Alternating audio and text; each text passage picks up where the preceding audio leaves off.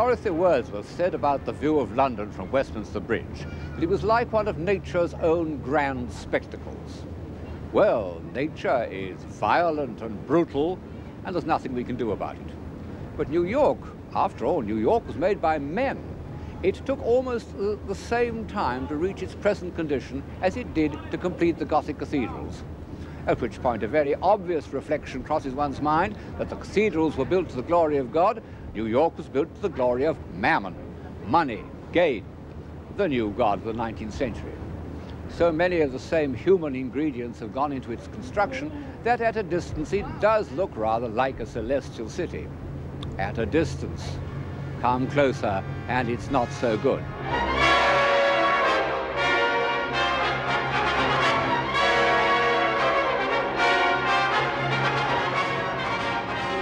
Behind this grim uniformity lurks an even grimmer poverty and problems that seem almost insoluble. One sees why heroic materialism is still linked with an uneasy conscience. It has been from the start. I mean that, historically, the first discovery and exploitation of those technical means which made New York possible coincided exactly with the first organized attempt to improve the human lot. The first large iron foundries in England, like the Carron Works or Colebrook Dale, date from round about 1780. Howard's book on penal reform was published in 1777, and Clarkson's essay on slavery in 1786. Clarkson laid the foundations of the anti-slavery movement and painstakingly discovered all the horrifying evidence. The political side was the life work of William Wilberforce, in whose house in Hull I'm now standing. I've often heard it said, by people who want to seem clever, that civilization can exist only on a basis of slavery. And in support of their thesis, they point to the examples of 5th century Greece or of the antique world in general. If one defines civilization in terms of leisure and superfluity, there is a grain of truth in this repulsive doctrine. But I have tried throughout this series to define civilization in terms of creative power and the enlargement of human faculties. And from that point of view, slavery is abominable. Well, so for that matter is abject poverty. Poverty, hunger, plagues, disease, they were the background of history right up to the end of the 19th century, and most people regarded them as inevitable, like bad weather. Nobody thought they could be cured. All that was required was an occasional act of charity. This pretty scene is entitled Rustic Charity, and under it are written the lines, "Here, poor boy without a coat, take this halfpenny."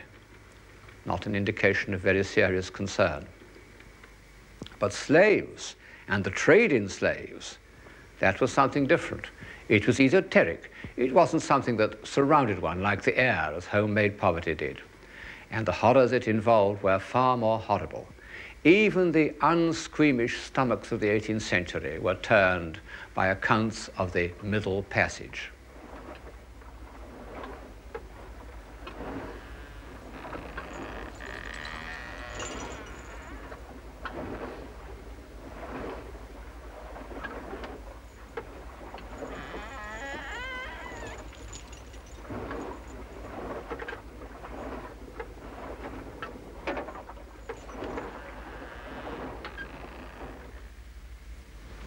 This is one of the irons used for branding the slaves on chest and back with the proprietor's initials.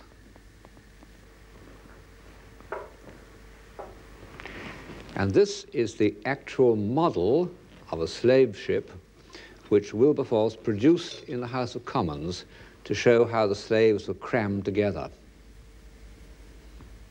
It's reckoned that over 9 million slaves died from heat and suffocation in those holds on the way to America. A remarkable figure, even by modern standards.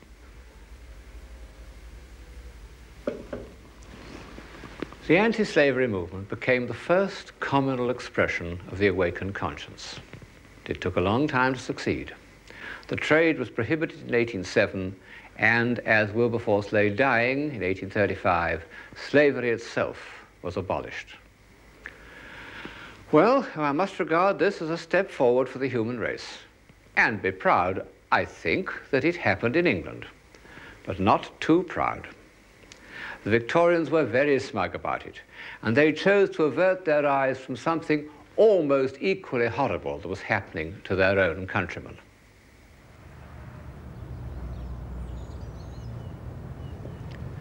England had entered the war against Napoleon in the first triumphant consciousness of its new industrial powers.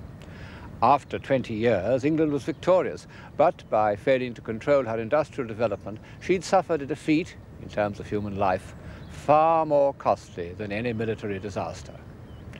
I needn't remind you of how cruelly the Industrial Revolution degraded and exploited a mass of people for 60 or 70 years. After about 1790, there appeared the large foundries and mills which dehumanized life. Arkwright's spinning frame, invented in about 1770, is always quoted as the beginning of mass production, on the whole rightly. There he is, faithfully recorded for us by Wright of Derby, typical of the new man who was to dominate industry until the present day. He and his like gave England a flying start in the economy of the 19th century, but the result of their inventions was a dehumanization that obsessed almost every great imaginative writer of the time. From the start, poets had recognized the nature of the satanic mills. Robert Burns, passing the Carroll Iron Works in 1787, scratched these lines on a window pane. "We camna here to view your works in hopes to be mair wise, but only lest we gang to hell, it may be nae surprise."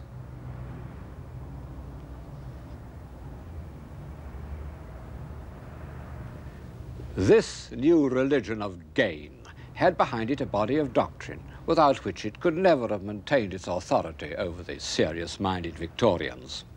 Its sacred books, the works of Malthus on population and Ricardo on economics, were taken as gospels by pious men who used them to justify actions they would never have thought of defending on human grounds.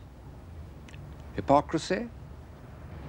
Well, hypocrisy has always existed, wherewith great comic writers have been without it, from Molière downwards.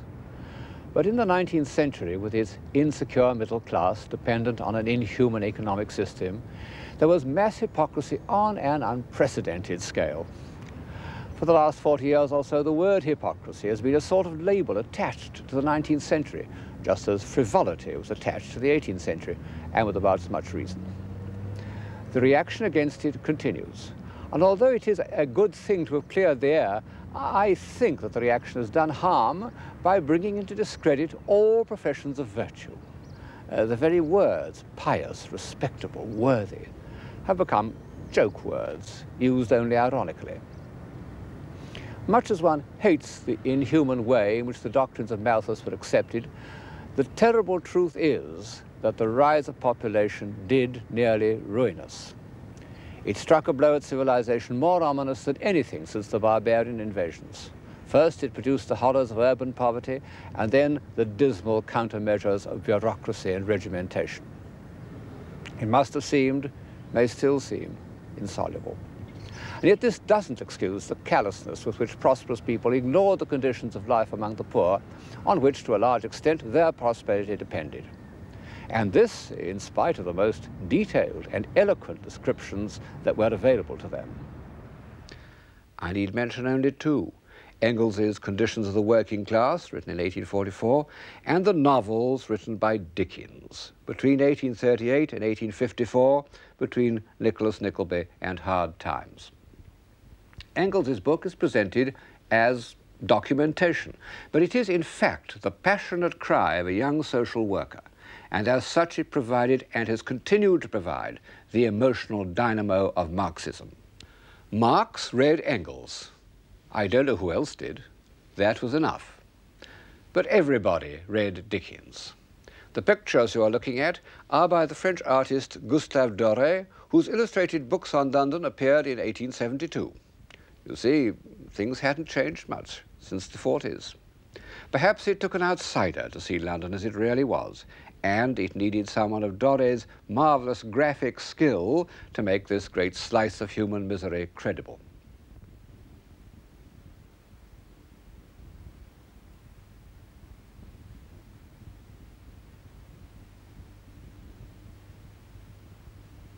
I think that Dickens did more than anyone to diffuse an awakened conscience. But one mustn't forget the practical reformers who preceded him.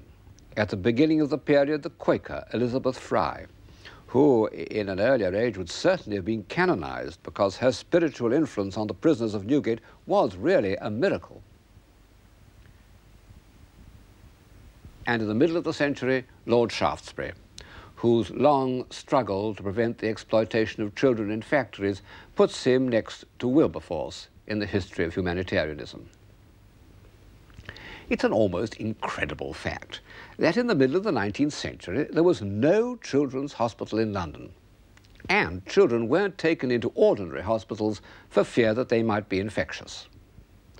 Shaftesbury was one of the founders of the Hospital for Sick Children. Dickens helped to raise the money for it. And there is its first ward in Great Ormond Street. Here is its successor today. And as I look at it, I'm more than ever convinced that humanitarianism was the great achievement of the 19th century. We're so much accustomed to the humanitarian outlook that we forget how little it counted in earlier ages of civilization. Ask any decent person in England or America today what he thinks matters most in human conduct. 5 to 1, his answer will be kindness. It's not a word that would have crossed the lips of any of the earlier heroes of this series. If you'd asked St. Francis what mattered in life, he would, we know, have answered chastity, obedience, and poverty. If you'd asked Dante or Michelangelo, they might have answered disdain of baseness and injustice. But kindness, never. Nowadays, I think we underestimate the humanitarian achievement of the 19th century. We forget the horrors that were taken for granted in early Victorian England. The hundreds of lashes inflicted daily on perfectly harmless men in the army and navy. The women chained together in threes, rumbling through the streets in open carts on their way to transportation. These and other even more unspeakable cruelties were carried out by agents of the establishment, usually in defense of property. Some philosophers tell us that humanitarianism is a weak, sloppy, self-indulgent condition, spiritually much inferior to cruelty and violence. And this point has been eagerly accepted by novelists, dramatists, and theatrical producers. Of course, it's true that kindness is to some extent the offspring of materialism, and this has made anti-materialists look at it with contempt as a product of what the German philosopher Nietzsche called a slave morality. He would certainly have preferred the other aspect of my subject, the heroic self-confidence of the men for whom nothing was impossible, the men who forced the first railways over England.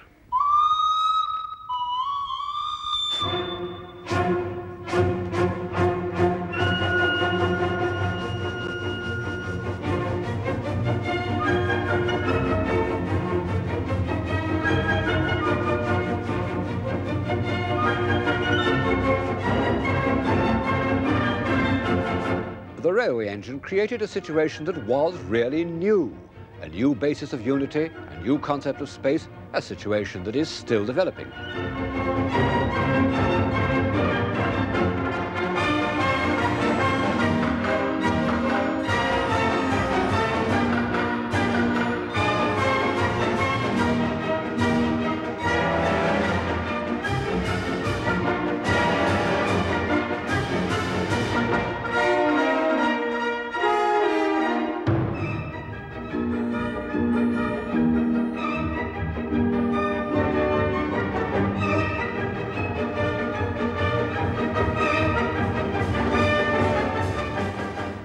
The 20 years after Stephenson's rocket had made its momentous journey along the Manchester-Liverpool Railway were like a great military campaign. The will, the courage, the ruthlessness, the unexpected defeats, the unforeseen victories. The Irish navvies who built the railway were like a grande armée, ruffians who yet had a kind of pride in their achievement.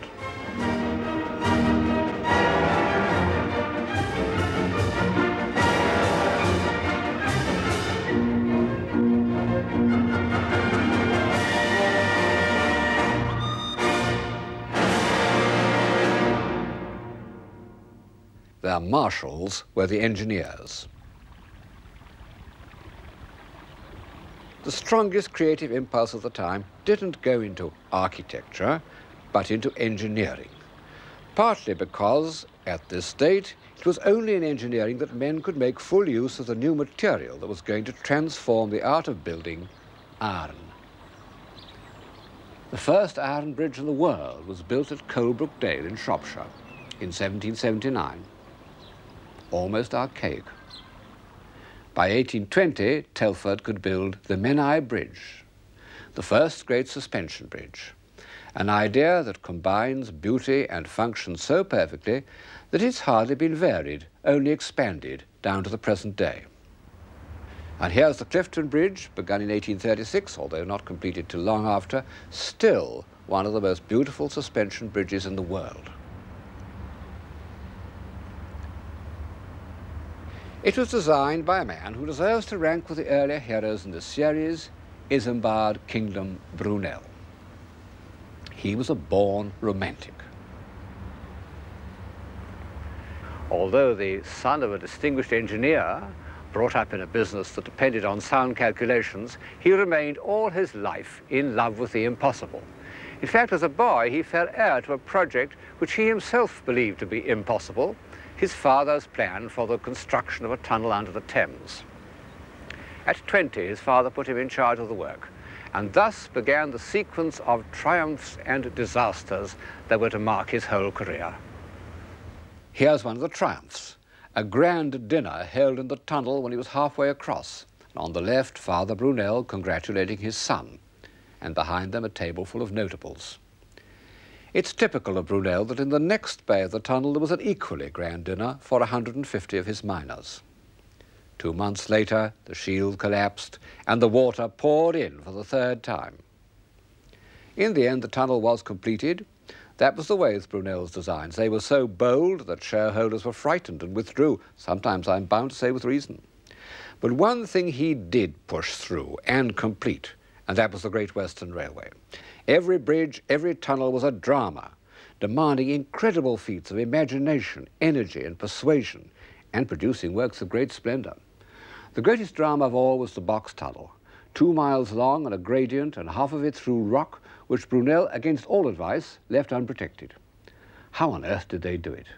By men with pickaxes, working by torchlight, and horses to pull away the debris. There were floods, collapses. It cost the lives of over 100 men.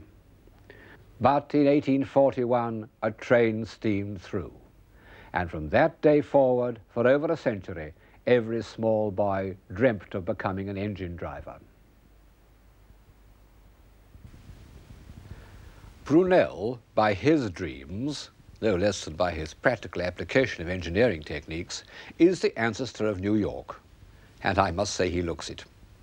There he is, complete with cigar, the first hero in this series of whom we have a photograph. He's standing in front of the trains used in launching, or rather in failing to launch, his vast steamship, the Great Eastern. This was his most grandiose dream. The first steamship to cross the Atlantic in 1838 had been only 700 tons. Brunel's Great Eastern was to be 24,000 tons, a floating palace. The amazing thing is that he got it built at all.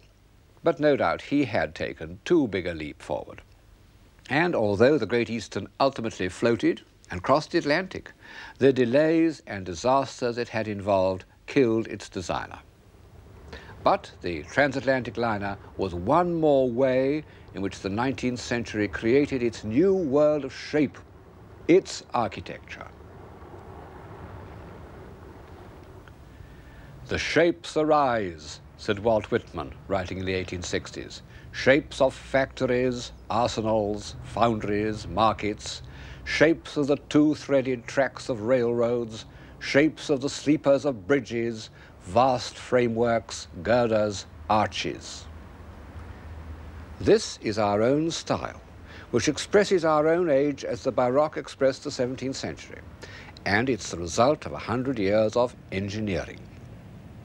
It's a new creation, but it's related to the past by one of the chief continuous traditions of the Western mind, the tradition of mathematics. In the middle of the 19th century, it might well have looked as if art that set out to be artistic had much better all be scrapped.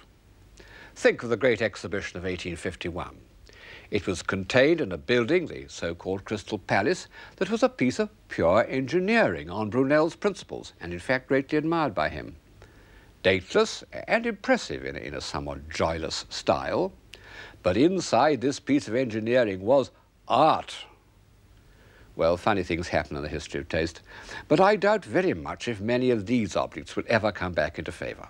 The reason being that they are a giant spoof, not responding to anything new or controlled by any stylistic impulse.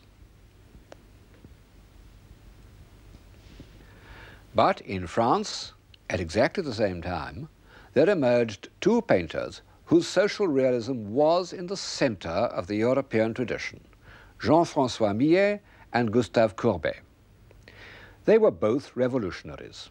In 1848, Millet was probably a communist, although when his work became fashionable, the evidence for this was rather hushed up. Courbet remained a rebel and was put in prison for his part in the Commune, very nearly executed. In 1849, he painted a picture of a stonebreaker, alas destroyed in Dresden during the last war. He intended it as a straightforward record of an old neighbour, but it was seen by a communist friend who told him that it was the first great monument to the workers, etc., etc. Courbet was delighted by this idea and said that the people of Ornans wanted to hang it over the altar in the local church. This, if it were true, which I very much doubt, would have been the beginning of its status as an objet de culte, which it has retained to the present day. It's the indispensable picture to all Marxist art historians. The following year, Courbet painted an even more impressive example of his sympathy with ordinary people, his enormous picture of a funeral in his native town of Ornans. By abandoning all pictorial artifice, which must inevitably involve a certain amount of hierarchy and subordination, and standing his figures in a row, Courbet achieves a feeling of equality in the presence of death. How seriously he has accepted the truth of each head.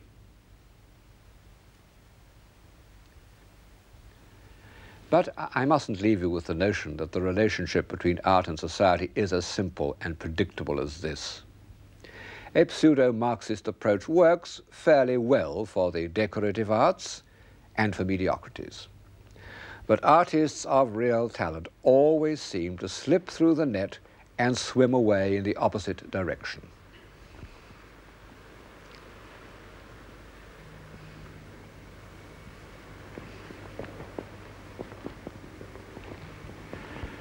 I'm standing in front of one of the greatest pictures of the 19th century, Seurat's Baignade in the National Gallery. And although it contains factory chimneys and a bowler hat and proletarian boot tabs, it would be absurd to speak of it as a piece of social realism.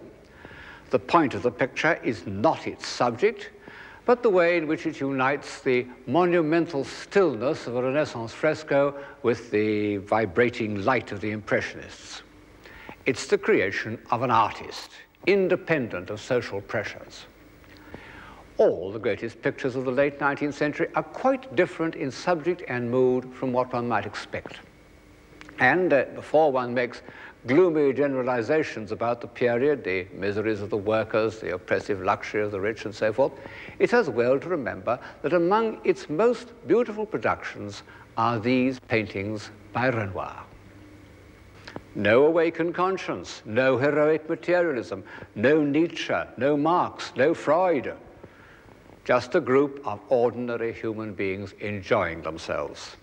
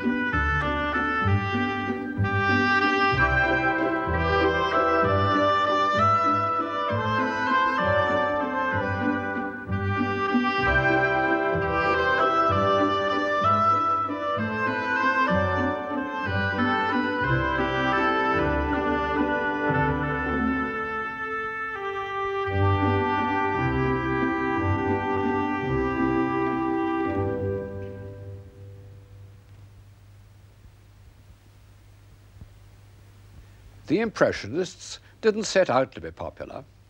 The only great painter of the 19th century who longed for popularity in the widest possible sense was, ironically enough, the only one who achieved absolutely no success in his lifetime, Vincent Van Gogh. In its earlier phase, the awakened conscience had taken a practical, material form. Even Elizabeth Fry, with her powerful religious gifts, had lots of common sense. But in the later part of the 19th century, the feelings of shame at the state of society became more intense. Instead of benevolent action, there arose a need for atonement. No one expressed this more completely than Van Gogh, in his pictures, his drawings, his letters, and his life. For the first part of his working life, he was torn between two vocations, painter and preacher, and for some years the preacher was in the ascendant. Preaching wasn't enough. Like St. Francis, he had to share the poverty of the poorest and most miserable of his fellow men. And it wasn't the hardships that made him give up this way of life, it was his unconquerable need to paint. Van Gogh's hero, the hero of almost all generous-minded men in the late 19th century, was Tolstoy. There he is, sawing wood, expressing the feeling that one must share the life of working people, partly as a sort of atonement for years of oppression, partly because that life was nearer to the realities of human existence.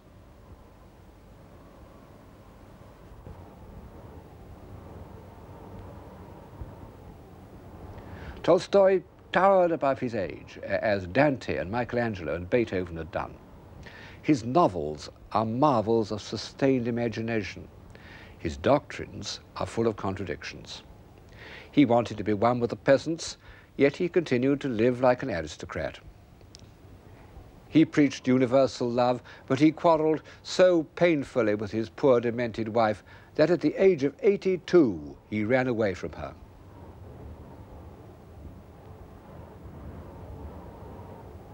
After a nightmare journey, he collapsed at a country railway station. He was laid out on a bed in the station master's house. Almost his last words were, "How do peasants die?" There he died, with all the horrors of modern publicity stewing outside the station. After his death, when the peasants were singing a lament, soldiers were sent in with drawn swords to stop them from mourning the subversive infidel. However, there was no way of preventing the funeral.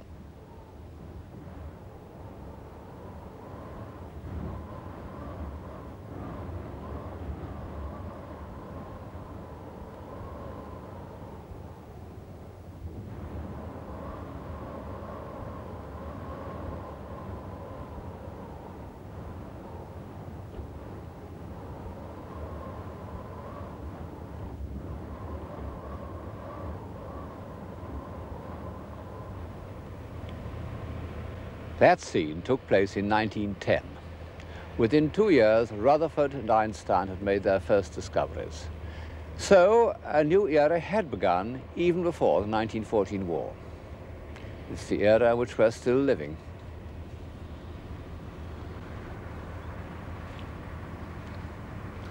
The radio telescope at Jodrell Bank. Of course, science had achieved great triumphs in the 19th century, but nearly all of them had been related to practical or technological advance. For example, Edison, whose inventions did as much as any to add to our material convenience, wasn't what we should call a scientist at all, but a supreme do-it-yourself man. But from the time of Einstein, Niels Bohr, the Cavendish Laboratory, science no longer existed to serve human needs, but in its own right. When scientists could use a mathematical idea to transform matter, they had achieved the same quasi-magical relationship with the material world as artists. In this series, I've followed the ups and downs of civilization historically, trying to discover results as well as causes. Well, obviously, I can't do that any longer. We have no idea where we are going.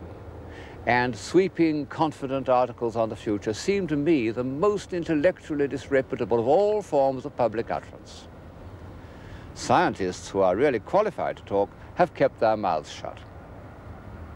J.B.S. Haldane summed up the situation when he said, "My own suspicion is that the universe is not only queerer than we suppose, but queerer than we can suppose." 3, 2, 1, 0.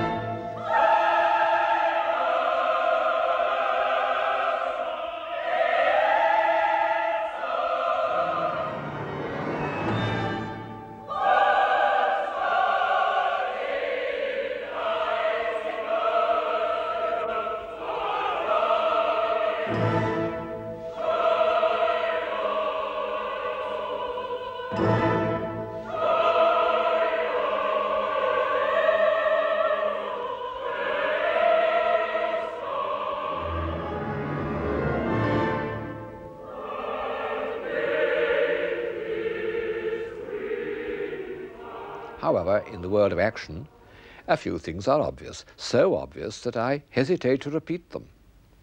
One of them is our increasing reliance on machines. They have really ceased to be tools and have begun to give us directions. And unfortunately, machines, from the Maxim gun to the computer, are, for the most part, means by which an authoritarian regime can keep men in subjection.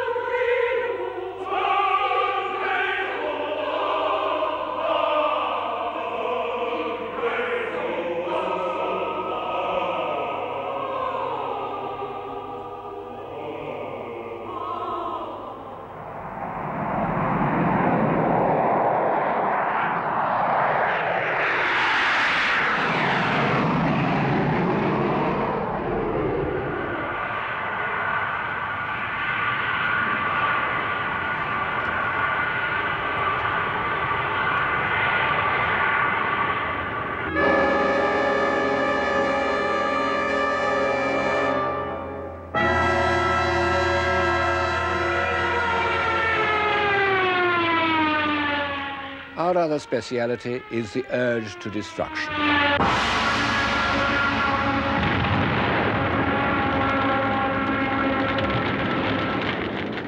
With the help of machines, we did our best to destroy ourselves in 2 wars, and in doing so, we released a flood of evil.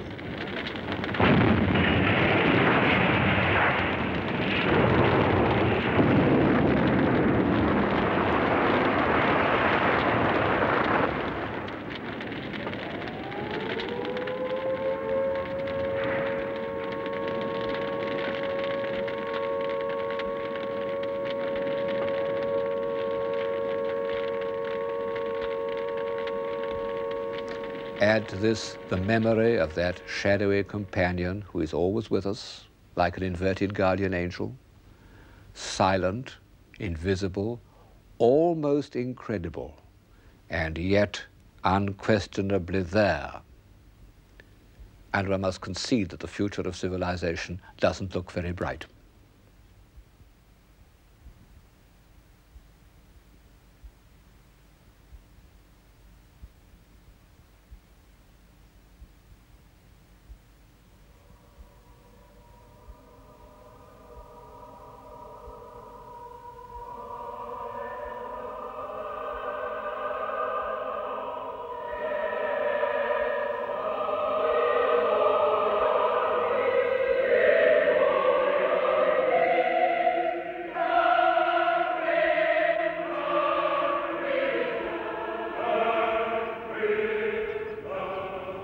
And yet, when I look at the world about me in the light of these programs, I don't at all feel that we're entering on a new period of barbarism.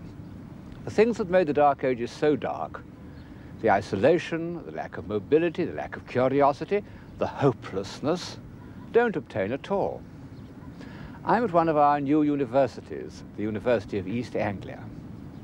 Well, these inheritors of all our catastrophes look cheerful enough, and not at all like the melancholy late Romans or pathetic Gauls whose likenesses have come down to us. In fact, I should doubt if so many people have ever been as well-fed, as well-read, as bright-minded, as curious, and as critical as the young are today.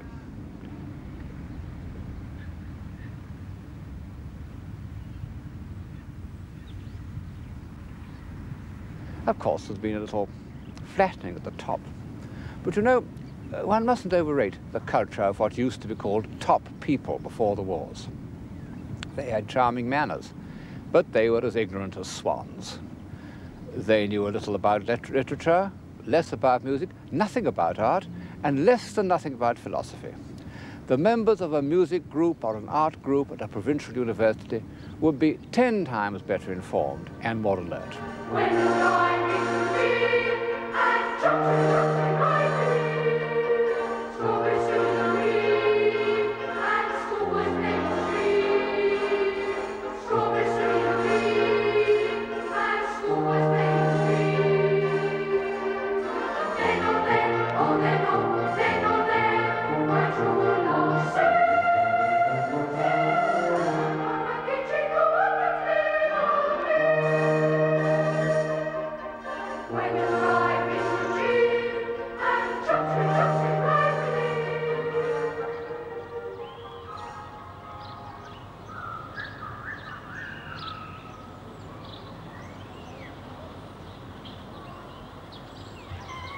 Well, naturally, these bright-minded young people think poorly of existing institutions and want to abolish them.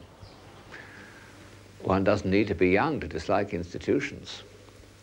But the dreary fact remains that even in the darkest ages, it was institutions which made society work. And if civilization is to survive, society must somehow be made to work. At this point, I reveal myself in my true colors as a stick in the mud. I hold a number of beliefs that have been repudiated by the liveliest intellects of our time. I believe that order is better than chaos, creation better than destruction. I prefer gentleness to violence, forgiveness to vendetta. On the whole, I think that knowledge is preferable to ignorance, and I am sure that human sympathy is more valuable than ideology. I believe that in spite of recent triumphs of science, men haven't changed much in the last 2,000 years. And in consequence, we must still try to learn from history. History is ourselves. I also hold one or two beliefs that are more difficult to put shortly. For example, I believe in courtesy, the ritual by which we avoid hurting other people's feelings by satisfying our own egos. And I think we should remember that we are part of a great whole, which, for convenience, we call nature. All living things are our brothers and sisters.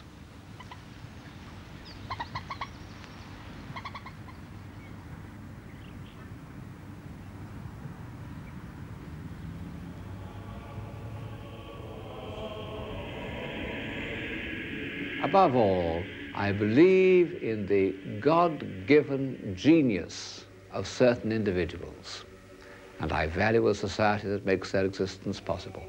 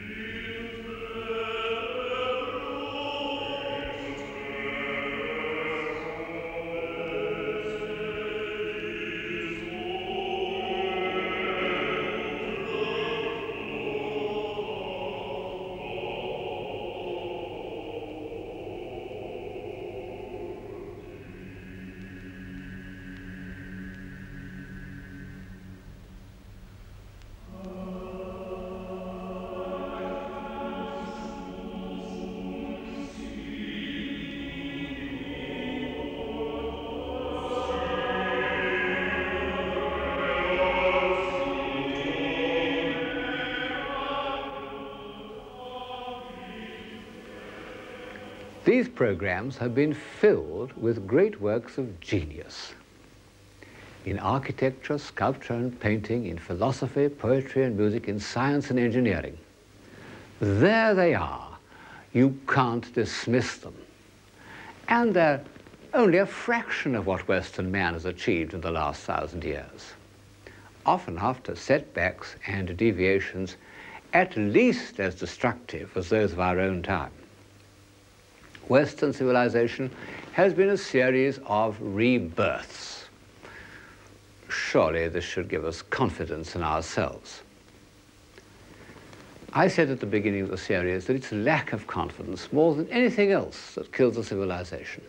We can destroy ourselves by cynicism and disillusion just as effectively as by bombs. 50 years ago, W.B. Yeats, who was more like a man of genius than anyone I've ever known, wrote a prophetic poem, and in it he said,